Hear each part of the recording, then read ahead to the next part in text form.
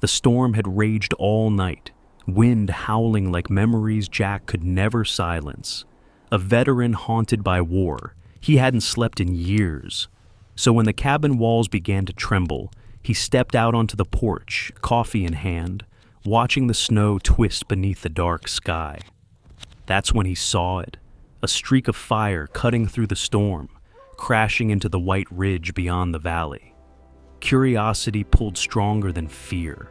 Jack grabbed his coat, called for Buddy, and followed the trail through the drifts. There, among the shattered pines and burning snow, he found her. A woman half buried, half breathing, clutching a metal box. No one knew then what that box would reveal. But when it was finally opened, it didn't unleash destruction. It set something free. Before we begin, tell me, where are you watching from? Drop your city below and hit subscribe for more stories that remind us, even after the darkest storms, light still finds its way home. The storm had passed at last, leaving Bitterroot Valley wrapped in breathless white. Snow lay deep across the pines, glittering like crushed glass under a faint moon, and the wind sighed through the branches as if mourning its own rage. Smoke curled from a single cabin chimney, thin, uncertain, alive. Inside, Jack Whitmore sat in the dim light of a wood stove flame. 48, tall, broad-shouldered, his once dark hair now streaked with gray, a short beard silvered along the jaw. Time had carved him into quiet shapes rather than broken him. A veteran turned mechanic, he lived alone here with a dog and too many ghosts. Sleep rarely visited. When it did, memories dragged it away. Flashes of sand, sirens, faces that stayed long after he closed his eyes. By the stove lay Buddy, a 6-year-old German shepherd whose black and rust coat shimmered in the firelight. His amber eyes flicked toward every creak, but his breathing stayed steady. He too had served once. The faint scar beneath his left ear told as much. Man and dog shared the same language of silence, both light sleepers who trusted the sound of the other's heart. Near 4 a.m., Jack gave up on rest. He poured coffee thick as mud, opened the cabin door, and stepped into the freezing hush. The wind had softened to a low moan, brushing his coat stiff with frost. Out beyond the trees, the valley stretched endless and white under the faint halo of stars. Then the sky split open. A blue-white streak ripped through the clouds, blazing across the horizon before vanishing behind the ridge of Wolf Peak. The rumble came seconds later. Deep, trembling, real. Snow shook from the pines. The coffee in his cup quivered. Buddy leapt up, ears pricked, letting out a sharp bark that sliced the silence. "Not a plane," Jack muttered, every instinct sharpening. Too fast, too bright. He set the mug on the railing. Buddy was already whining softly, waiting. "All right, boy," Jack said, reaching for his parka. "Let's go see." He packed a flashlight, first aid pouch, and rope, then followed Buddy into the trees. Snow clawed at his boots, nearly to the knees, but the dog cut a sure path, nose to the wind. The forest stood frozen, branches bowed under ice. Moonlight flickered between the clouds like a heartbeat. After half an hour, they caught the smell. Sharp, metallic, chemical, not wood smoke. The pines opened onto a small clearing at the ridge base where steam hissed from the snow. A crater smoked softly, maybe 20 feet across, its rim glowing faintly as if from within. Twisted metal jutted out, gray and glassy, melted into unearthly curves. Buddy darted left, barking once, low and urgent. Jack followed and saw what stopped him. A figure half buried beneath a drift near a fallen pine. He dropped to his knees, scraping away snow until his gloves struck fabric, a parka sleeve, a human arm. "Hang on," he breathed. He dug faster. A young woman lay crumpled, her hair tangled with ice and blood, her skin the pale blue of candle smoke. The torn parka bore a faint logo, Ecovale Engineering. He pressed fingers to her neck. A pulse, weak, but there. Jack lifted her carefully, wrapping his coat around her. Buddy pressed close, lending warmth. The woman stirred, eyes fluttering open for a moment, startling green under frost-stuck lashes. She tried to raise a hand, voice breaking into fragments. Don't let them take the box." Then she slipped back into unconsciousness. He didn't ask questions. Survival came first. The trek back was brutal even for a man built by hardship. Snow dragged at his legs, and the weight in his arms numbed his shoulders, but Buddy circled close, finding paths only a dog's instincts could sense. When they reached the cabin, the horizon was still dark, the storm reduced to the soft ticking of flakes against the roof. Inside, Jack laid her on the cot near the stove, layering blankets, checking her pupils, dressing the cut at her temple. Field training from years past guided every motion. When done, he sat back, watching the color fight its way back into her cheeks. Her face, though drawn with exhaustion, carried a quiet strength. Cheekbones fine, mouth determined even in sleep, hair chestnut and damp around her temples. Buddy paced the floor, uneasy. Jack followed his gaze to the window, where the faint glow still rose from Wolf Peak. Whatever had fallen, it was no ordinary crash. He poured another coffee, the cabin faintly steaming with heat and breath. He glanced at the woman again. Anna, he guessed from the stitched name on her parka pocket. What box? Who were they? He had come to Bitterroot Valley to escape the world's noise, but tonight the world had crashed into his front yard, wrapped in snow and mystery. Buddy sat beside him, muzzle on Jack's knee. The man's calloused hand moved through the thick fur. "We'll wait till morning," he murmured, "then we'll figure it out." Outside, the last wind sighed through the trees. In that fading sound, something shifted. Subtle, alive. Somewhere in the endless white lay a truth he didn't yet understand. But for the first time in years, Jack felt something close to purpose. Fragile, uncertain, but alive. Morning crept slow over Bitterroot Valley, pale light glinting through the frost that clung to the cabin windows. The storm had passed, leaving the world wrapped in white silence. Jack Whitmore stood by the stove, the smell of coffee and pine smoke mingling in the small room.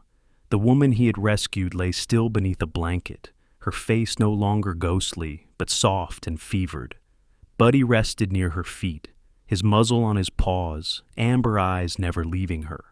Every few moments his ears twitched at the sound of her breathing, as if guarding her very pulse. When she stirred, it was faint. A small shift beneath the blanket, then a sharp inhale. Jack turned, his mug halfway to his lips. She blinked up at the low ceiling, confusion flickering in her green eyes. The cabin's dimness, the scent of smoke, the gentle crackle of fire. None of it made sense to her. "You're safe," Jack said, his voice calm, steady. "You're in my cabin, up in Bitterroot. You've been out for a while." Her gaze darted toward the window, then back to him. "You pulled me out," she murmured, voice rough. He nodded once. "You were lucky. Another hour, and that cold would have finished you." She pushed herself up slowly, clutching the blanket around her shoulders. "The crash," she began, then stopped. Her eyes drifted to the table with its battered thermos, the boots by the door, the rifle over the mantel, the shape of a quiet, solitary life. Then she looked back at him. "You didn't have to bring me here." Jack shrugged. "Couldn't just leave you lying in the snow." She studied him a moment. He was tall, built like someone who carried the weight of years in silence. His beard was peppered with gray, eyes the color of winter sky. There was kindness in him, though it came wrapped in weariness. "I'm Anna," she said finally. "Anna Reed." He nodded. "Jack Whitmore, that's Buddy." Buddy huffed softly, acknowledging his name. Anna smiled faintly and reached to scratch behind his ear. "You're a good boy, aren't you?" The dog's tail thumped once, then settled again. Jack handed her a tin cup of water. "Drink slow. You hit your head pretty bad." She obeyed, sipping carefully. The only sound for a while was the fire popping and Buddy's steady breathing. Then Anna said, "Did you see it? The light that fell?" "I did," Jack said. "Looked like a plane at first, but it wasn't." "No," she whispered. "It wasn't. It was us." Jack frowned. "Us?" She stared into the flames, her reflection trembling in the light. "I used to work for a company called Etherchem," Anna said, her voice breaking on the name. "They were developing something, called it synthetic rain." She gave a faint, humorless laugh. Rain that could end droughts, they said. Sounded noble enough. Her fingers tightened around the tin cup. But the compounds weren't stable. They react with limestone, bleed into the soil, poison water tables. I ran the models myself, saw what it would do if it reached the Bitterroot basin. She paused, coughing softly, eyes flicking toward the firelight that trembled across the wooden walls. When I showed them, they told me to delete the data, said it would complicate investor confidence. The words came slower now, heavy. They changed the reports, scrubbed the servers. And when I tried to back up the files, her hand shook. Jack poured more water into her cup without a word. "I hid copies, the real ones," she whispered. "That's what's inside the box, the logs, the contamination map, even the shareholder approvals. Everything that proves they knew." Buddy's ears twitched at the tension in her voice. She stared into the dog's amber eyes as if drawing courage. "They planned to activate new test pods last night. I tried to stop them from launching, but someone overrode my command key. When I went to shut down the primary module, it detached." Her breath caught. "I went after it. That was the light you saw." Jack didn't speak. The silence stretched warm and steady, letting her find the rest of her words. "When I realized what was happening, I called one of the shareholders, begged him to delay the public release. He told me it was already signed, millions in subsidies waiting. That's when I knew." She swallowed hard, voice trembling again. "They'd rather let people drink poison than lose a payday." Jack's jaw tensed. "So they're covering their tracks." Anna nodded faintly. "And they'll call it a retrieval mission. Corporate security, not police. They'll come for the data, for me, for anyone who helped me." Jack looked away, the weight of her words settling over him like falling snow. He'd seen what greed could turn men into. "You should rest," he said finally. "You're no good to anyone half dead." "I can't rest," Anna said. "If I stop, they'll find us first." Jack's gaze shifted to the rifle above the mantel, then to the frost-thick window. Buddy's low rumble filled the room, uneasy and warning. Jack could feel it too, something approaching, the stillness before a new kind of storm. A knock came mid-morning, soft, cautious.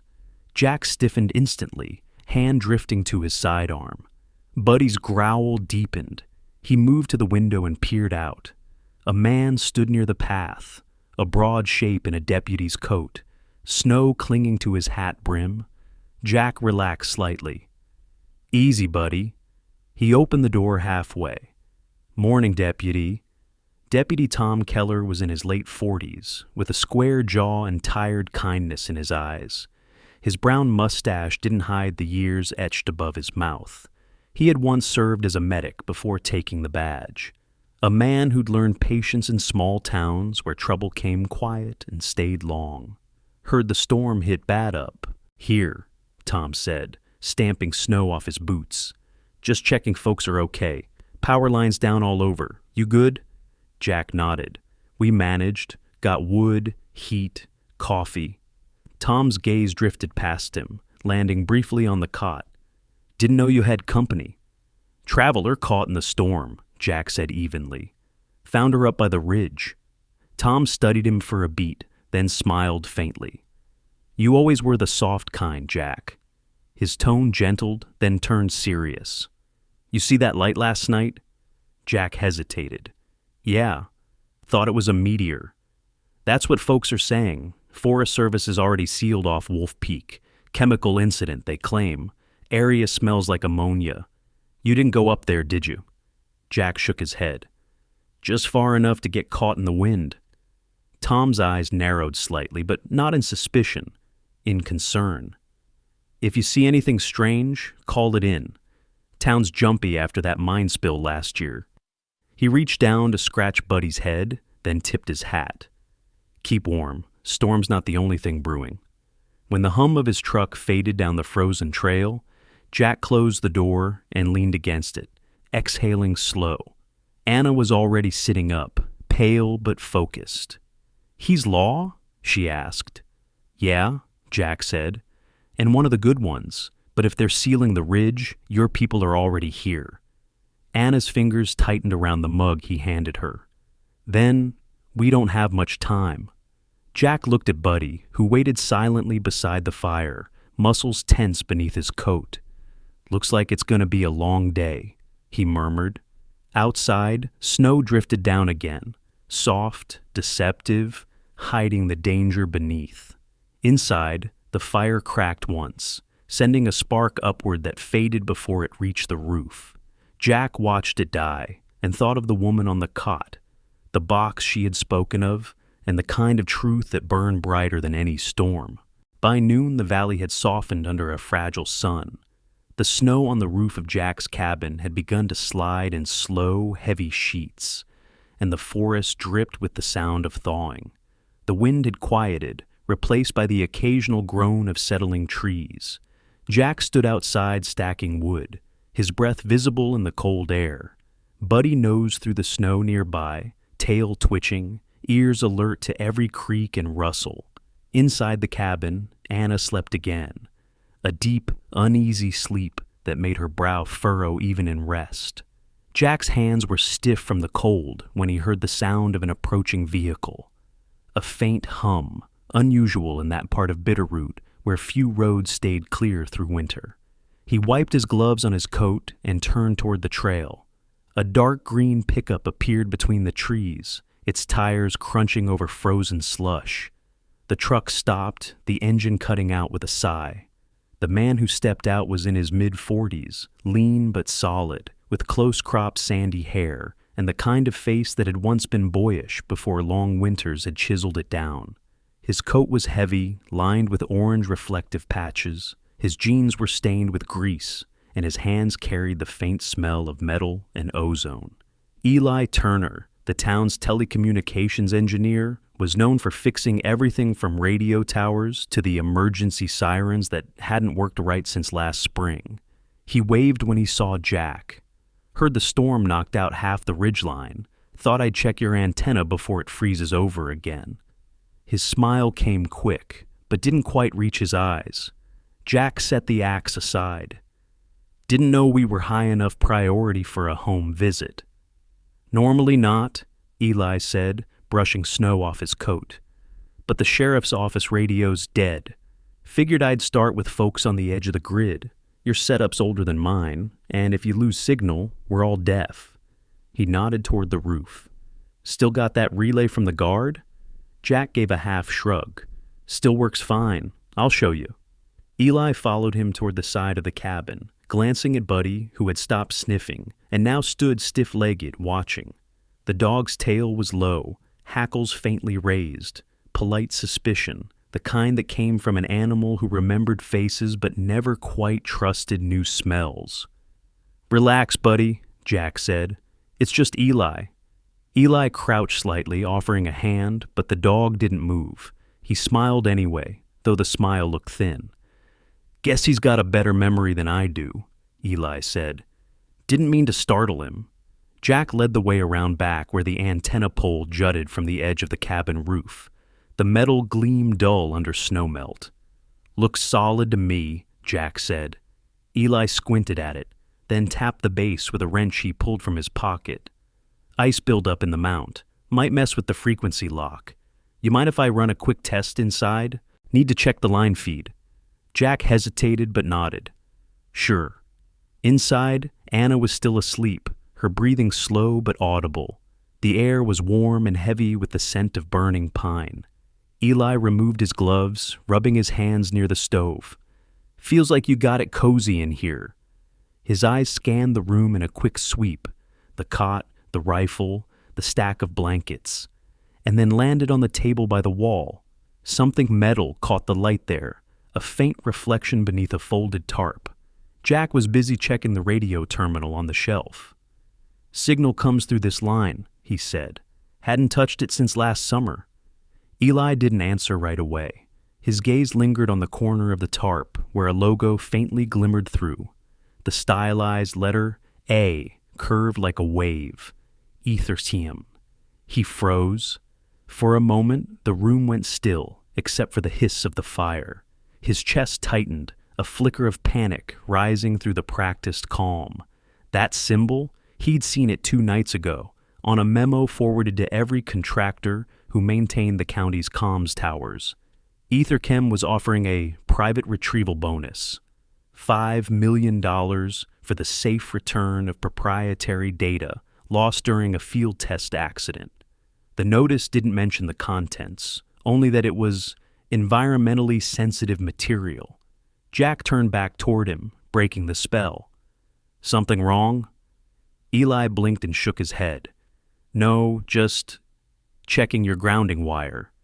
He bent over the radio, pretending to inspect the cable, though his thoughts churned with figures and fear. $5 million, more than he'd make in a lifetime crawling up icy towers. Enough to clear his debts, fix the mortgage, maybe finally leave the valley that had kept him frozen in place. But another image cut through the greed. The photo of his younger brother pinned to his truck visor, the one who'd worked at the mine before the chemical spill. The coughing, the hospital bills, the silence after. He rubbed his thumb against the wrench in his pocket until the cold metal steadied him. Jack's voice broke in again.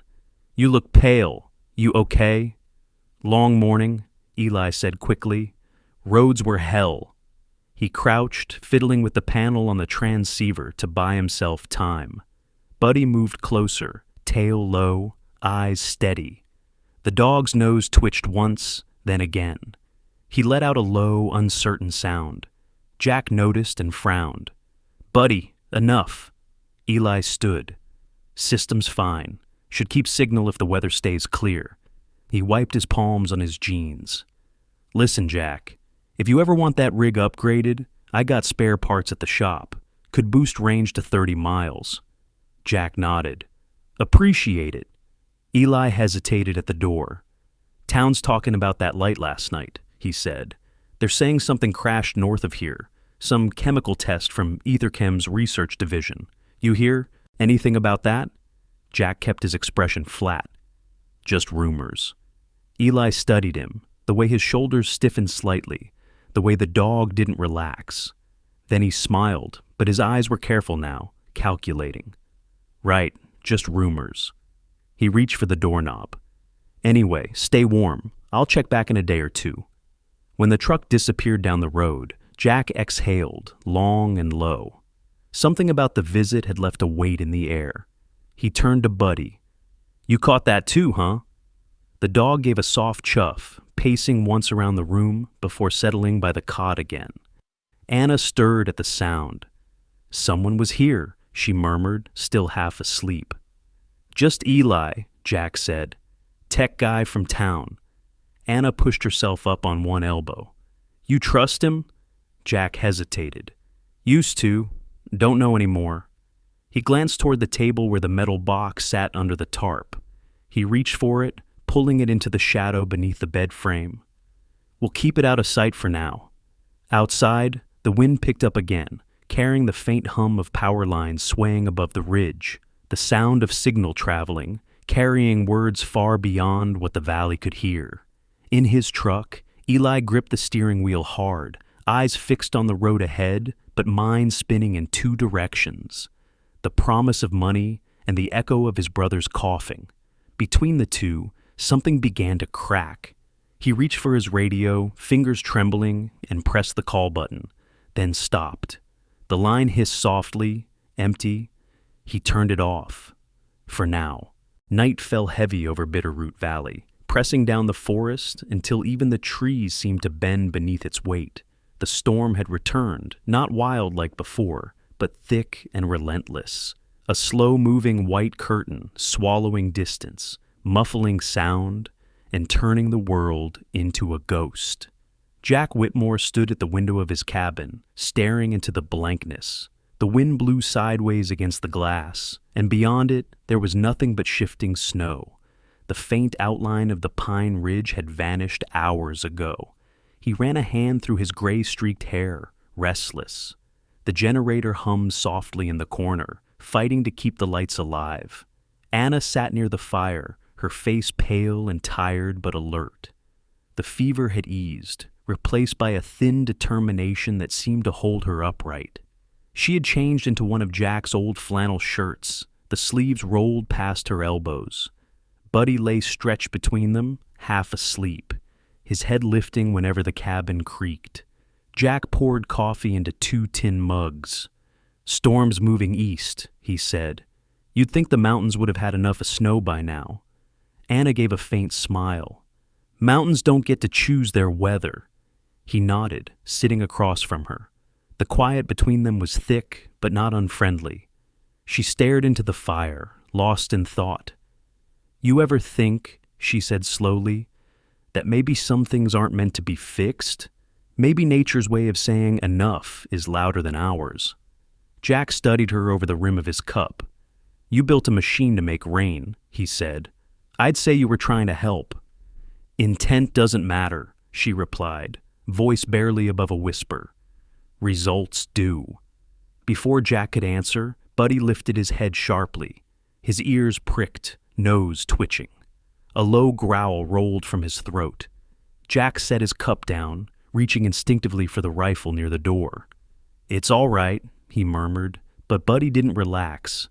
A knock came, faint but distinct, 3 short raps against the wood. Jack hesitated, then opened the door to a swirl of snow. A figure stepped out of the white. Eli Turner, wrapped in a heavy parka dusted with frost. His cheeks were red from the cold, his breath forming white clouds as he smiled. "Storm's worse than it looks," he said, stomping his boots. "Thought I'd check you still had power." Jack frowned. "You picked one hell of a night for neighborly visits." Eli shrugged, brushing snow from his coat. "The lines are down past Cedar Hollow. I was headed to the relay station anyway. Figured I'd swing by." His voice carried that easy tone of someone trying to sound casual, but Jack noticed how his eyes darted past him toward the fire, toward Anna. "Appreciate the thought," Jack said, motioning him inside. "Coffee's still hot." Eli stepped in, shaking off the snow. "Can't say no to that." He smiled at Anna, who managed a polite nod. Her gaze lingered on him a moment longer than politeness required. Something about his presence unsettled her. Buddy's low rumble didn't help. The dog stayed near the cot, watching every movement Eli made. "Long drive out here," Jack said, pouring another mug. "Roads holding?" "Barely," Eli replied, taking the coffee with a steady hand that wasn't quite steady. "Almost slid off the ridge twice. Snow's piling fast again." They spoke about power lines, generators, nothing important. The fire popped softly, throwing long shadows against the walls. Jack glanced at Anna. She had grown quiet again, eyes unfocused. Fatigue, he thought, or something else. After a while, Eli set the cup down and stood. "Mind if I use your radio?" "Sure," Jack said, nodding toward the corner. "Line's spotty, though."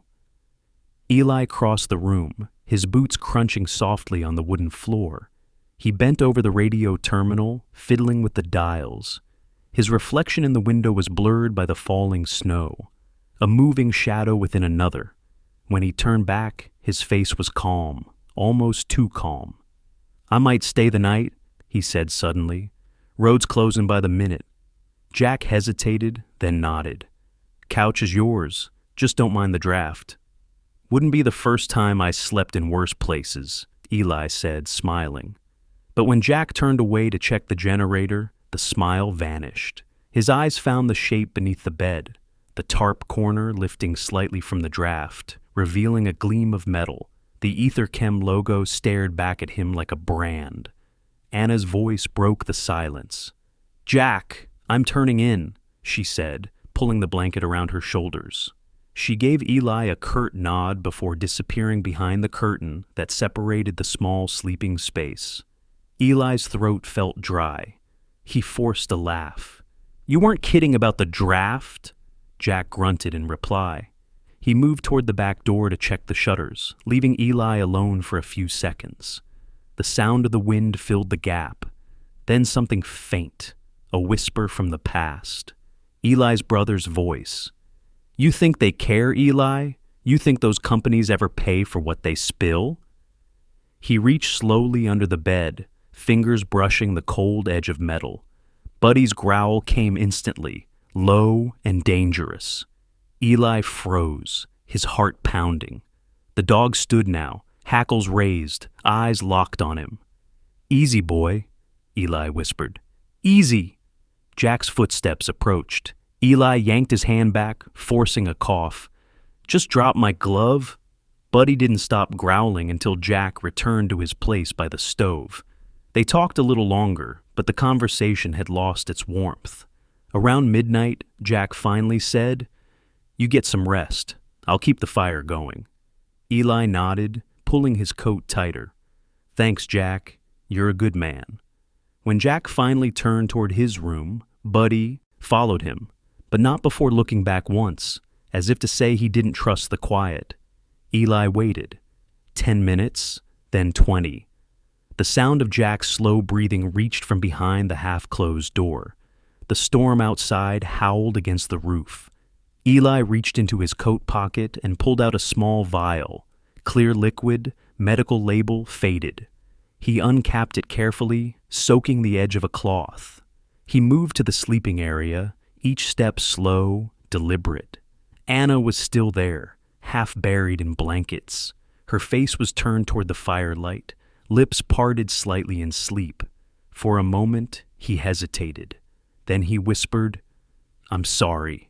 Buddy barked, a single sharp sound. The cloth pressed against Anna's mouth. She jerked once, then went still. Buddy lunged, but Eli swung his arm out, catching the dog with a glancing blow that sent him staggering back. The barking turned to growls and claws scraping wood, but the storm outside roared louder. Jack's voice shouted from the other room. "Buddy!" Eli grabbed the metal box, tucking it under his coat. The wind tore the door open as he stumbled outside, snow slicing across his face. He hauled Anna's limp body over his shoulder, breath ragged, moving through the storm toward his truck. The engine coughed, then roared to life. Headlights cut through the white haze as the vehicle turned down the trail. Buddy burst through the door, barking after the fading taillights, paws sinking into the snow. Jack appeared behind him, barefoot, rifle in hand, face pale with shock and fury. But the road had already vanished under the storm's veil. The truck's red glow disappeared beyond the ridge. In the cabin, the fire crackled weakly, throwing its last light on the empty bed and the single paw print melting on the floor. By dawn, the storm had burned itself out. The sky above Bitterroot Valley glowed pale blue, streaked with silver, and the snowdrifts gleamed like frozen waves. Smoke rose faintly from the chimney of Jack's cabin, but inside, silence hung heavy, the kind that followed a night too loud to forget. The cot was empty, the blanket twisted and cold. The rifle still leaned against the wall where Jack had dropped it, his breath clouding the air as he stood staring at the open door. Buddy paced near the threshold, nose low to the floorboards. The dog's fur was dusted with frost. His amber eyes were sharp, scanning the white world beyond the porch. Jack knelt beside him, running a hand through his thick coat. "You smell him?" he asked quietly. Buddy whined once, then looked toward the tree line. Jack grabbed his pack, slung the rifle over his shoulder, and stepped into the snow. The cold bit through his jacket, sharp enough to wake the last remnants of sleep.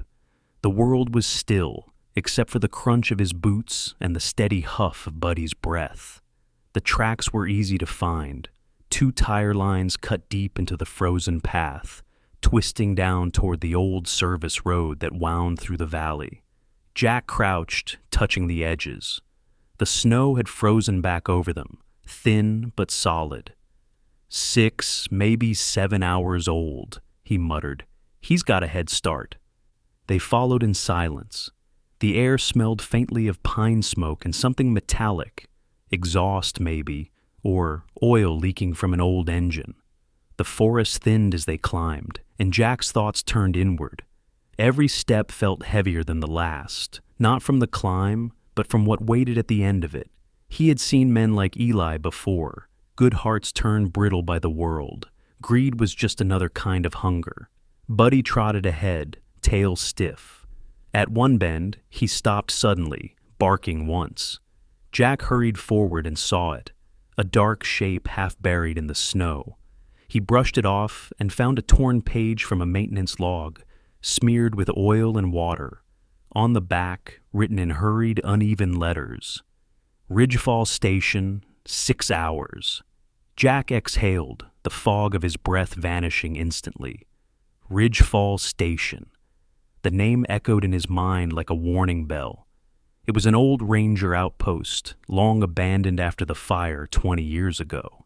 The government had left it to rot, but rumor said private contractors used it as a weather relay point, the kind of place Etherchem could operate in without questions. He folded the paper carefully and slid it into his coat. 6 hours, he whispered. That means he's meeting them around midday. Buddy whined again, pawing at the snow where the paper had been. Jack crouched beside him, his voice low but firm. We're not chasing a fugitive, boy. We're trying to save what's left of him. Buddy tilted his head, then pressed his nose to Jack's palm, as if to say he understood. They continued north, deeper into the forest. The road wound past a frozen creek, where the ice had cracked in thin spiderweb lines. Jack stopped there to refill his canteen, the water dark beneath the surface. He noticed boot prints near the edge. Not Eli's heavy work boots, but smaller, neater, military-grade soles. He frowned. So, they're already here. As the sun climbed, the valley awoke. Far off, the distant thud of a helicopter pulsed faintly through the air. Not close, but near enough to make Buddy's ears twitch. Jack glanced up at the sky. Companies on the move. By noon, they reached the edge of an old logging road that split off towards Ridgefall. The forest there was different, quieter, older, as if the trees themselves were listening. A burned sign half buried in the snow read, U.S. Forestry Service, Ridgefall Sector. The paint was nearly gone, the letters scorched at the edges. Jack crouched near a cluster of tire ruts, scanning them. One was Eli's truck for sure, the old radial pattern from his pickup tires. But alongside it were fresh prints from heavier vehicles. A black SUV, maybe 2. They're not wasting time, Jack muttered. He looked down at Buddy. This isn't just about the box anymore. A movement in the trees caught his eye, a flicker of color. Jack raised his rifle slightly, heart kicking up a beat. A man emerged from behind a spruce, his hands lifted in calm greeting. He was short, maybe early 50s, wrapped in a heavy canvas coat, his gray beard dusted with snow. His eyes were small, sharp, the kind that missed nothing. Easy, the man said. His voice was steady but tired. Didn't mean to spook you? Jack didn't lower the gun. You did anyway. The stranger gave a faint smile. Name's Walter Haynes. Used to work fire control out of Ridgefall before they shut it down. I live down by the river now. Still check the trails when storms hit. Jack studied him. You see a truck pass here last night? Walter nodded slowly. Old Chevy, green, maybe around midnight, drove like the devil was chasing him. 2 others came not long after. Black vans, no plates. They headed the same way.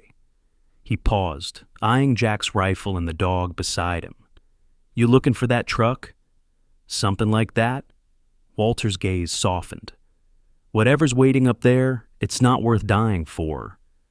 Wasn't planning to, Jack said, though he wasn't sure if it was true. Walter looked past him at the snow-laden road. You'll find Ridgefall another 5 miles up. Bridge is half collapsed, but the trail's good. Just watch yourself.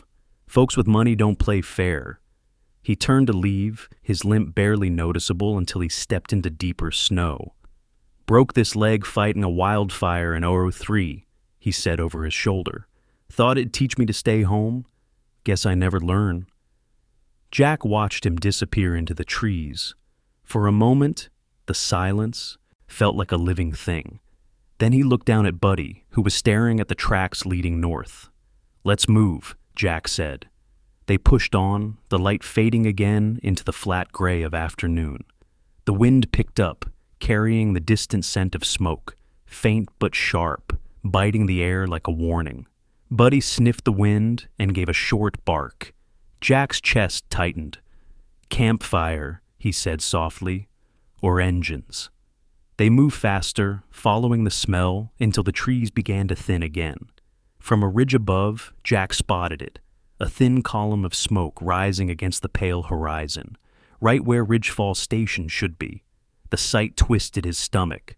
Somewhere out there, Eli was driving himself into a trap built by the kind of men who turn truth into currency. Jack rested a hand on Buddy's back. We're close. The dog's muscles trembled under his palm, ready to move. Jack's breath fogged the air as he spoke again, quieter this time. We're not here to kill a man. We're here to remind him who he used to be. The dog looked up at him, eyes bright in the fading light. Together they started down the ridge, following the last clear line of tire tracks. 2 deep grooves in the snow that led straight toward the heart of the storm that hadn't quite ended. The ranger station of Ridgefall brooded under a low sky, a squat, blocky building that had weathered more storms than most men in the valley. Its paint peeled in long strips, the sign over the door half burned away long ago by a summer that remembered fire more than rain. Inside, the air had a metallic edge, the kind that comes from old wiring and the faint chemical tang that clung to clothing after long hours on a work site. A single lantern hung from a nail, throwing a warm circle of light into the room and leaving the corners in gray blur. Anna lay on an old cot near the stove, wrapped in a threadbare army-issue blanket. The illness had left her gaunt. Fever rode the flush of her cheeks and the sweat on her brow. Her chest rose and fell in quick shudders. The neat, practical face Jack had seen in the cabin now softened and raw. Lips cracked from cold and too little sleep. Her hands were bound at the wrists with strips of torn canvas, not roughly, but enough to keep them from fumbling at the wound. Despite the restraint, there was care in the way the blanket was folded beneath her head. Someone had tried to keep her as comfortable as possible. Eli sat on an overturned crate a few feet away, his boots scuffed and his heavy parka dusted with snow. Close-cropped sandy hair clung in wet strands to his forehead. His jaw was stubbled, and his eyes, usually quick and deflecting, were hollow with exhaustion. There was a tremor to his hands when he rubbed his palms together, the kind men carry after nights spent on towers or in worry. He had the look of a man who had spent too long answering to machines and wires, efficient, restless, someone who steadied himself by solving problems with tools. But tonight, his tools had been of a different sort, mendacity and compromise. He had ridden into Ridgefall with the metal box beneath his coat, then sat with Anna through the fever, battling the war inside his chest between whatever remained of conscience and the cold arithmetic of $5 million. When Jack pushed the door open, the station smelled of wet wool and resin and the lingering sharpness that followed men who'd been exposed to chemicals. Buddy moved before Jack did, planting himself square between the door and the cot. The German shepherd's flank swelled with breath. His stance was a living wedge, ears forward, gaze fixed on Eli. He did not snarl, but the room felt smaller in the dog's presence. Buddy's eyes were bright. He was a sentinel who remembered pain and refused to bow. Jack took him in with 2 measured steps, rifle slung but not in hand. He was quieter than when he had first come to Bitterroot, a deliberate kind of quiet. 48 had given him the lines around his mouth and the patience to wait for answers. When he stood directly across from Eli, his face was open, neither accusing nor earnest. It was the face of a man who could hold a mirror without flinching. "Morning," Jack said, voice low and even. "You all right?" Eli's head lifted. For a fragile moment, he looked like the man Jack had known in passing for years, the town's fixer, the one who could make a dead transmitter sing. Then the expression he had been carrying returned, the weight of choices and what they cost. "I'm fine," he answered, and the words sounded thin. Buddy shifted, nose twitching toward Anna. The dog's breath left a warm cloud on the air. Jack crouched, hand on Buddy's flank, feeling the dog beneath him like a compass. "You brought her in here," he said. "You didn't hand her over." Eli flinched as if the sentence had air in it that cut. "They were right behind me," he murmured. "Black vans, men in gray parkas who didn't look at you when they spoke. They wanted the box, said they'd pay on sight. His voice cracked on the last word. He pressed his palm into his knee, fighting the tremor. Anna stirred, opening her eyes. They were fever-bright, but lucid in their fear. She turned toward Eli with all the strength she could muster. "Eli!" she rasped, voice a dry leaf. "If you hand that over, they'll seed more. They'll burn the basin for ore and tell us it was a test. The springs, the creeks, it'll run down. Bitterroot will be poisoned." Her words came faster now, tinged with the fervor of someone who had mapped disaster and carried that map in her chest. "You know that." Eli's face shuddered. The tremor in his hand was stronger. He looked away, to the window, where a smear of gray mist softened the trees into the blur of a watercolor. "I thought," he began. Then he stopped. He swallowed, and the sound was ugly with shame. "I thought the money could fix things, my mother's bills, the mortgage. I thought I could sign it away, take the money, then move north, start over." His laugh was small and brittle. "Stupid, huh?" Jack sat slowly on the crate opposite him. "You know why I came?" he asked. Eli's shoulders twitched. "To stop me." Jack shook his head once. "No." He looked at Eli until the other man's eyes blinked, the way one blinks when a light is too bright after long darkness. "To see if you could be seen, not as someone who sold out, but as a man who still has a reach." He let the words hang like a rope thrown across a gap. "You're scared. You did a scared thing. Happens. We don't have to let that be the whole story." There was silence then, except for the occasional creak of the station and the soft rasp of Anna breathing. Eli's jaw worked. The image of his younger brother, coughing in a hospital bed, then gone, rose like a tide he'd been trying to dam.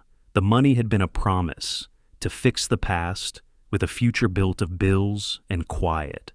But the box under his jacket had weight beyond its metal. It held a ledger of choices that could never be printed in neat columns. "You don't get pardons for logic," he said finally, not meeting Jack's eyes. "You get them when someone believes the part of you that can change." Jack's hand flexed on the wood of his crate. "Then do the thing that makes that believable." Eli's shoulders slumped. He ran a hand through his hair, eyes red-rimmed. "They're supposed to meet me at dawn," he said. "I was meant to hand the box to them. If you don't, they'll try to take it anyway," Jack finished. "And if that happens, they won't care who's in the way." Buddy nosed Eli's knee, pressing a warm, honest pressure. The dog's breath fogged in the lamplight, and Eli looked down at that unassuming face. Something like a memory, a small kindness, a touch he hadn't permitted himself in years, flickered there. Eli closed his eyes for a heartbeat, then opened them, and there was wetness at the corner. Jack rose. "We do this together," he said. "You give us the box and tell us everything you know. We don't hand it to the feds without you, not unless you want us to, but we keep it from the men in gray coats." Eli's laugh this time was not cruel but small, choked with relief and terror. "You trust me?" he asked, the sentence thin as glass. Jack's face was steady. "I trust you enough to give you a chance to be the man you try not to be." The moment split like ice underfoot. In the muted light, Eli unbuttoned his parka and reached under his shirt. He drew out the metal box slowly, as if each inch revealed a weight he had been carrying alone. His hands trembled, but he set it on the floor between them. The logo, the stylized A of Etherchem, gleamed like a blazon in the lamplight. Anna's hand moved weakly, and she croaked, "Don't let them bury it." Eli met Jack's gaze fully for the first time that night. In it, he saw not just anger, but expectation. That he would choose. He swallowed, the sound small and raw. "Okay," he said. "Okay. I don't want to be the man who sold out his valley." Buddy thumped his tail once, a single small percussion. Outside, the mist skated across the trees like distant water. In the ranger station, by a faltering stove and a sleeping woman who had given everything to tell the truth, a man set his fate on a hard, honest table. The first light of dawn broke through the mist like a slow revelation. Ridgefall Station sat quiet under the pale wash of gray, its roof crusted with frost. The storm had passed, but the valley below was still a sleeping ocean of snow. Inside, the small room smelled of damp wool, smoke, and the faint sweetness of thawing pine. Jack stood by the cracked window, staring at the ridge, his breath clouding the glass. Beside him, Buddy lay close to the fire, his head on his paws, tail flicking every time a sound echoed from the woods. Eli sat at the table, his face drawn and hollow. The lantern's light caught the lines around his mouth, grooves of a man who had spent years hiding guilt beneath the routines of work. The box sat before him, open now, its silver edges dull and unassuming. Inside were data drives sealed in clear polymer sleeves, each marked with strings of numbers and warning tags from Etherchem. Anna was propped up on the cot, a blanket around her shoulders, eyes still heavy with fever, but alert enough to watch every move. "They'll be here by noon," Eli said quietly, rubbing his hands together. 6 hours, maybe less. Jack turned toward him. "Then we don't have 6 hours to waste." Eli's voice cracked, caught between confession and defense. "They promised $5 million, said it would all go through clean, wire transfer, no questions. All I had to do was hand it over and disappear. I was stupid enough to believe it." Jack studied him for a moment. "You weren't stupid," he said finally. "You were tired. That's worse." The words hung between them like smoke. Anna closed her eyes, her breathing uneven. "Tired or not," she murmured, "you can't let them have it. Eli, they're not making rain. They're burning the ground to mine beneath it. The tests were a cover. Their chemicals soak into the aquifers. The people downstream will drink what's left." Eli's fingers tightened on the table's edge. "I know," he whispered. "I saw the files before they scrubbed them. I didn't want to believe it." Jack reached for the old radio on the shelf. Its casing was scarred and dented, a relic from when Ridgefall had been a real outpost. He adjusted the dials until the static cleared just enough to hear a hum of life. "I know someone who can help," he said. "If we're lucky, he'll still owe me." Anna frowned. "Who?" "Sheriff Hank Lawson," Jack replied.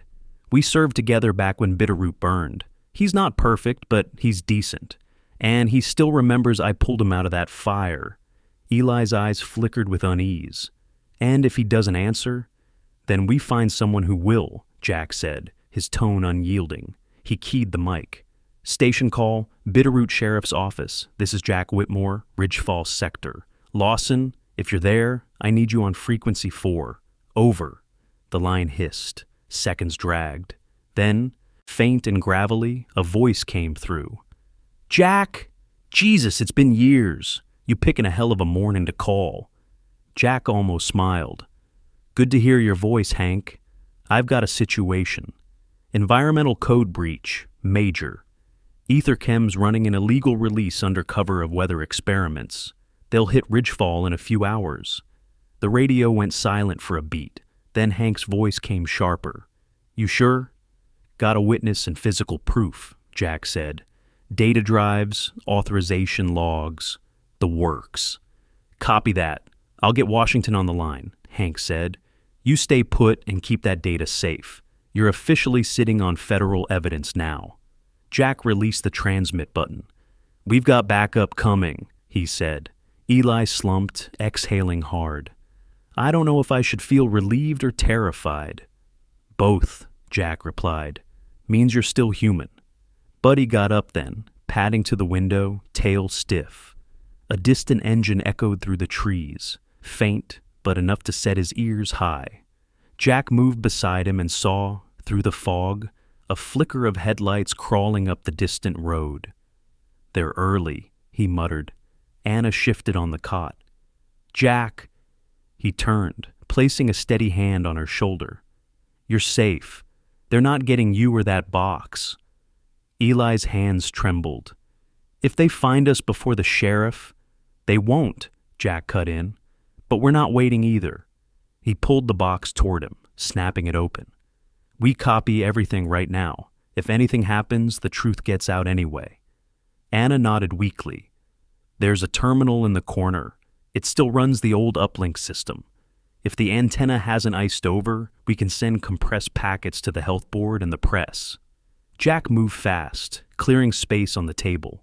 Eli helped, connecting wires and drives, his motions mechanical at first, then steadier, as if purpose gave his fingers memory. The whir of the generator hummed beneath the storm's fading silence. Jack typed in long sequences of encryption codes, guided by Anna's half-murmured directions. The screen flickered with progress bars crawling upward. 12%, 38%, 74%. Outside, the faint hum of engines grew louder. Eli's breath quickened. We won't finish in time. We will, Jack said, though he wasn't sure. He turned to Buddy. Guard the door. The dog padded over, nose against the crack, shoulders tense. When the upload hit 100%, the console beeped once. A small, pure sound in the noise of uncertainty. Jack sent duplicates to 2 press outlets and 1 medical bureau. He watched the data vanish into the void of connection, carrying the weight of what they had found. Eli reached for the form Anna handed him, a digital affidavit, time-stamped and signed. His hand shook so badly he had to steady it with the other. When he pressed his thumb to confirm, it felt like laying a confession at an altar. Jack watched quietly. It's done. Eli laughed, but the sound came out like a sob. $5 million gone, and all I feel is lighter. Buddy nudged his hand, licking his knuckles. Eli froze, then let the dog's warmth settle through him. He reached out, scratching behind Buddy's ears. Guess you're the only one who believes in redemption, huh? Jack stood by the window, scanning the tree line. The headlights were closer now. 3 vehicles, black, crawling through the fog. But somewhere beneath that growing dread was a flicker of calm. When the sun comes up, he said, they'll know the truth's already out. Anna leaned back against the wall, closing her eyes. Then maybe, she whispered, the valley can breathe again. Eli nodded, and for the first time his eyes didn't look haunted. You really think people will care? Jack turned, his silhouette outlined by the pale dawn spilling through the cracks. I think they'll remember who started caring first. Buddy gave a low, approving rumble, a sound that, in that quiet station surrounded by snow and secrets, felt like the first small sign of hope. By the time dawn reached Ridgefall, the mist had turned gold, rising from the snow like steam from a long-forgotten wound. The forest was still, holding its breath. Frost clung to every branch, glittering in the weak sunlight as if the valley itself were waiting for something to thaw. From the ridge, Jack could see the winding road below, a pale scar cutting through the trees, and, in the distance, the faint growl of engines rolling closer. He lowered his binoculars. "They're coming," he said quietly. Beside him, Eli exhaled through clenched teeth. His hands were cold despite the gloves, his breath sharp and uneven. "You think the feds will make it in time?" Jack didn't answer right away. He was staring down the road where 3 dark SUVs wound their way through the last bend. "They're already here." Down in the clearing, a handful of men in dark coats stepped from the vehicles, their movements clipped and practiced. Their faces were mostly hidden behind tinted glasses and scarves, but their posture spoke of quiet authority, not arrogance, but precision. Among them, one man stood out, tall, late 40s, with a clean-shaven jaw and pale gray eyes that looked like they'd seen every kind of storm. He wore a tailored black coat, the kind not meant for the cold, and he walked like someone used to being obeyed. Agent Cole Wexler, the FBI's field lead for the Western Environmental Crimes Division, was not the kind of man who raised his voice. He didn't need to. People around him seemed to fall into rhythm automatically. He paused at the edge of the station yard, surveying the ground, the snow, the tire tracks, the faint prints leading toward the cabin. Then he nodded once. "Positions," he said, voice low. Inside the cabin, Anna sat propped against the cot, her color returning, but her voice still soft. She could hear the distant hum of engines through the thin walls. "Jack," she murmured, "are you sure about this?" Jack turned from the window. The light from the rising sun carved deep lines across his face, a mixture of weariness and resolve. "I'm sure," he said. "You were right about one thing. They've poisoned enough ground already. Time someone cleaned it up." Buddy stood near the doorway, tail stiff, ears twitching toward every sound outside. The dog's coat shimmered in the soft light, black and tan blending like old wood and shadow. Jack reached down, rubbing his head gently. "Stay sharp, boy." Moments later, engines cut off. Silence followed, heavy, waiting. The wind had died completely, leaving only the sound of boots crunching on ice. Eli sat by the table, pale and shaking. The box lay in front of him. "If I open that door," he whispered, "they'll kill me." Jack looked at him, not unkindly. "Not today. You're done running." Outside, Agent Wexler gave a subtle gesture. In seconds, men spread across the perimeter, their black coats moving like shadows against the snow. A voice shouted from a megaphone, calm but commanding. "Etherchem personnel, stand down. This site is under federal jurisdiction. Hands where we can see them." There was confusion first, a shout, a rustle of movement. Then the click of safeties and the soft thud of surrendering boots. Jack watched from the doorway as 2 men in corporate jackets froze mid-step, dropping their duffels onto the snow. No gunfire came, no violence, only the cold clinking of handcuffs echoing like wind chimes through the mist.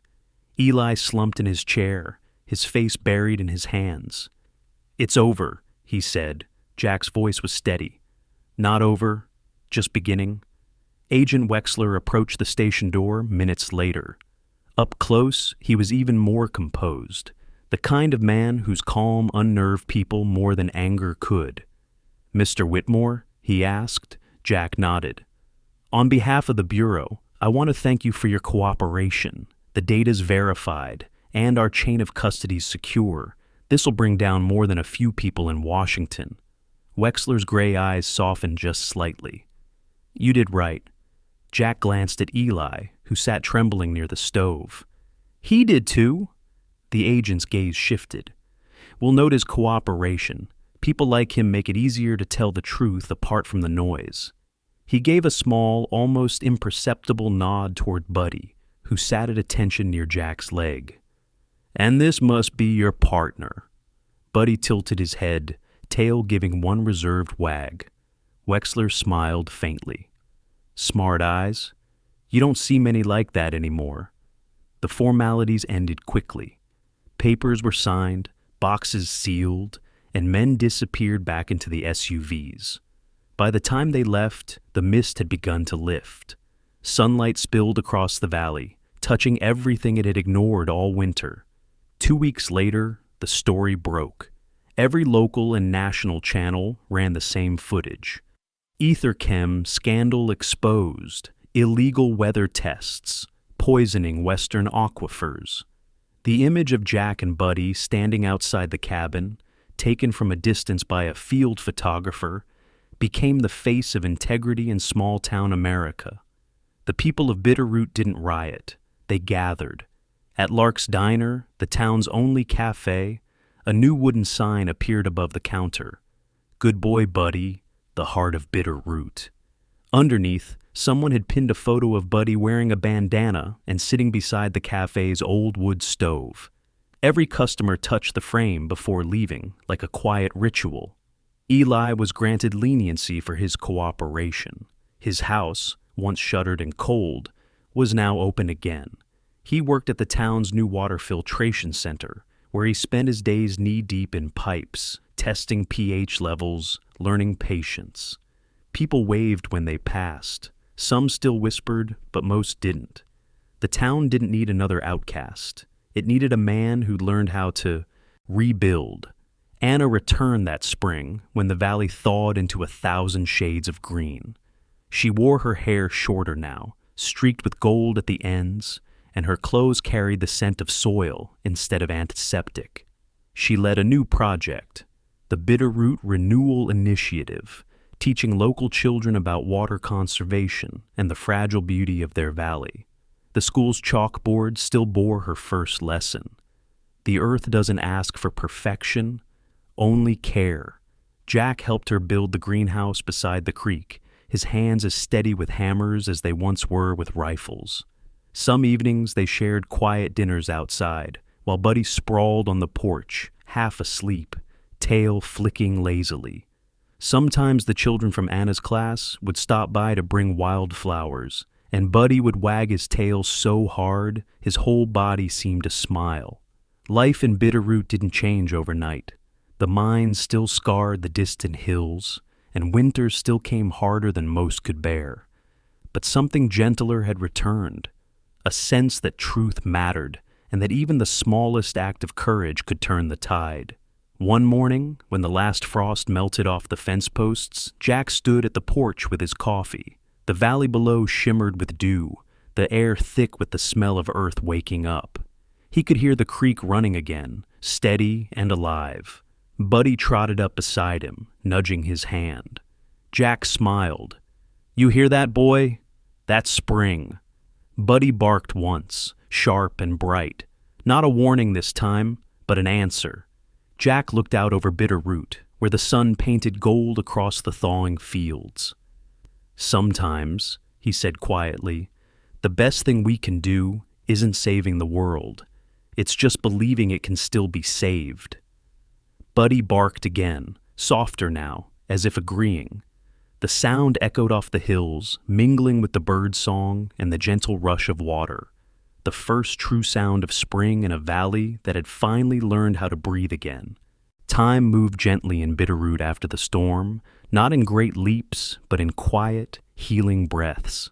The land that had once been scarred by greed began to green again, watered by melted snow and repentance. Children played near the creek, where poisoned water once ran, and laughter replaced the hum of fear. Jack, Anna, Eli, and Buddy often met there on Sundays. No speeches, no grand gestures, just coffee, stories, and gratitude. The people of Bitterroot had learned something rare, that salvation does not always arrive with thunder, but sometimes in the simple courage to tell the truth, to forgive, and to start again. Everywhere in the valley, signs of renewal bloomed, new gardens, cleaner wells, faces unburdened by silence. And when church bells rang over the ridge one morning, even Jack, who had long walked with ghosts, found himself pausing to listen. He whispered, "Maybe grace isn't something that descends from the heavens. Maybe it's what rises when people choose to do right." Buddy barked once, tail wagging, as if to say, "Amen." Perhaps that is the miracle, not fire, not fortune, but faith that flickers even in the coldest hearts and calls them home again. Dear friend watching this story, may it remind you that no act of kindness is too small to spark change, and no heart too lost to find light again. The miracles we pray for often hide in ordinary days, in honesty, forgiveness, and the courage to care. If this story touched your heart, share it with someone who still believes in goodness. Leave a comment below with a prayer or a word of hope. It might lift someone who needs it tonight.